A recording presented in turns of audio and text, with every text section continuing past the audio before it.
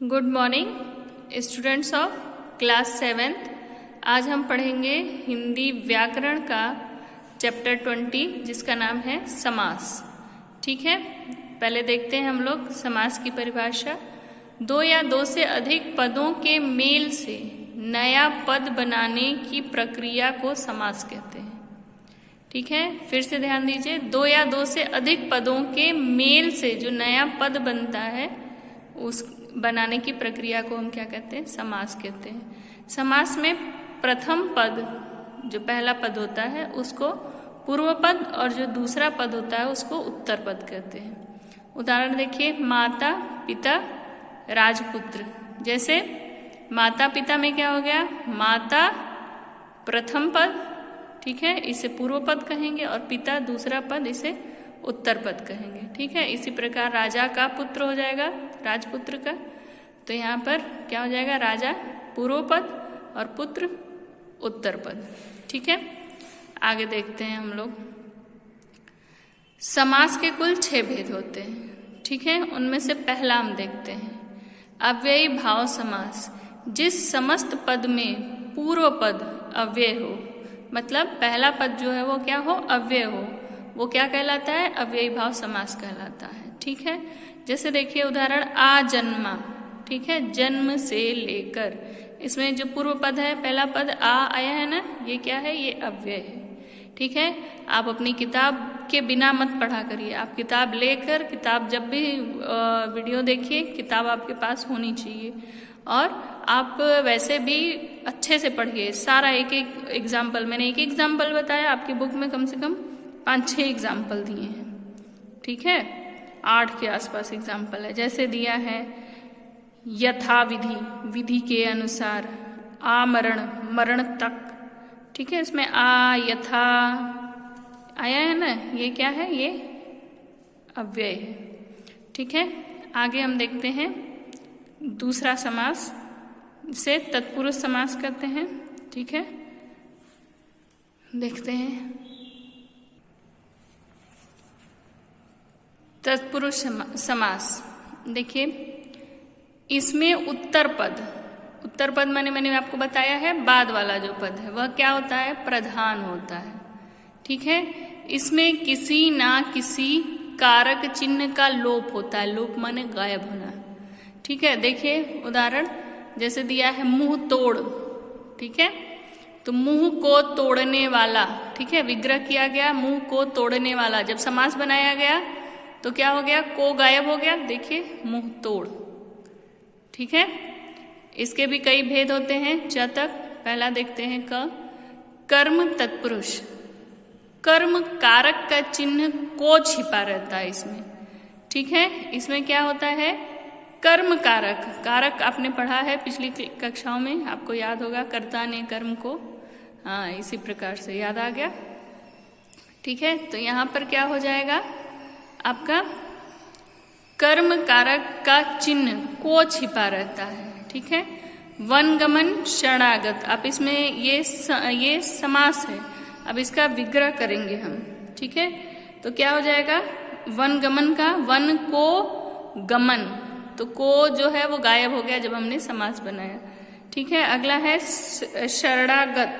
शरण को आगत, तो यहाँ पर को का फिर से लोप हुआ, गायब हुआ और बन गया शरणागत। अगला है करण तत्पुरुष। करण कारक का चिन्ह से छिपा रहता है। ठीक है, आपको मालूम है कि करण कारक में क्या होता है? से किसके लिए लगता है? साधन के लिए। ठीक है, जैसे हस्तलिखित। हस्तलिखित करण तत्पुरुष का उदाहरण है, हस्तलिखित। ठीक है, और इसका जब हम विग्रह करेंगे तो क्या होगा? हाथ से लिखित। ठीक है, हाथ के द्वारा लिखा गया, हस्तलिखित, हाथ से लिखा। अब क्या हो गया? से का यहाँ लोप हुआ। जी हाँ, बहुत अच्छे। संप्रदान तत्पुरुष, इसमें के लिए, संप्रदान तत्पुरुष में के लिए का लोप होता है। ठीक है, देखिए उदाहरण बहुत बढ़िया दिया है, देशभक्ति, देश के लिए भक्ति। ठीक है, जब विग्रह किया गया तो देश के लिए भक्ति, और जब इसका समास बनाया गया तो के लिए गायब हो गया। देखिए लुप्त हुआ, लोप हुआ इसका, तो हो गया देशभक्ति। अगला देखते हैं हम लोग अपादान तत्पुरुष।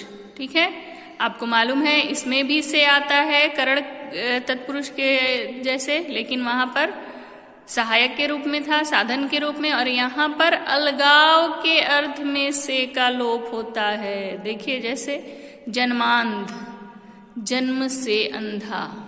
ठीक है, अलगाव हो रहा है। ऋण मुक्त, ऋण से मुक्त। ठीक है, और भी बहुत सारे उदाहरण दिए हैं आपकी बुक में, उसको पढ़िए, एक एक लाइन बड़े ध्यान से पढ़िए। संबंध तत्पुरुष का के की छिपा रहता है। ठीक है, संबंध तत्पुरुष में का के की छिपा रहता है। देखिए उदाहरण, राज दरबार। क्या है? राज दरबार, राज दरबार। तो इसका विग्रह होगा, क्या होगा? राजा का दरबार। देखिए यहाँ पे क्या दिया है, का के की छिपा रहता है, छिपा है यहाँ पर राज दरबार, राजा का दरबार, इसमें का छिपा हुआ है। ठीक है, और भी हम देखते हैं कई सारे उदाहरण, जैसे राजपुत्री, राजा की पुत्री, इसमें की छुपा हुआ है। ठीक है, आगे देखते हैं हम लोग अधिकरण तत्पुरुष। इसमें में पर का लोप होता है, इसमें में और दूसरा कौन सा? पर, इन दो का लोप होता है। देखिए गृह प्रवेश, गृह में प्रवेश, यहाँ पर जब समास बनाया गया तो क्या हो गया, ये जुड़ गया तो में हट गया, लोप हो गया। ठीक है, या छुप गया। ठीक है, गुण सवार, घोड़े पर सवार, पर आया। ठीक है, जब विग्रह करेंगे तो पर आ रहा है, घोड़े पर सवार, गुण सवार। ठीक है, ये हो गया तत्पुरुष समास। ठीक है, कर्म तत्पुरुष, करण तत्पुरुष, संप्रदान तत्पुरुष, अपादान तत्पुरुष, संबंध तत्पुरुष, अधिकरण तत्पुरुष। ठीक है, अब हम अगला समास देखते हैं। आइए देखें अगला समास, द्वंद्व समास।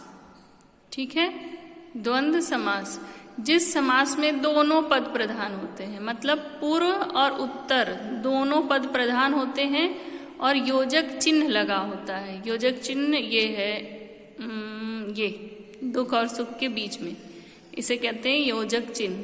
ठीक है, देखिए जिस समास में दोनों पद प्रधान होते हैं और योजक चिन्ह लगा होता है, इसके अंदर और एवं छिपा रहता है। जैसे दुख सुख, दुख और सुख, और छुपा हुआ है ना यहाँ पर।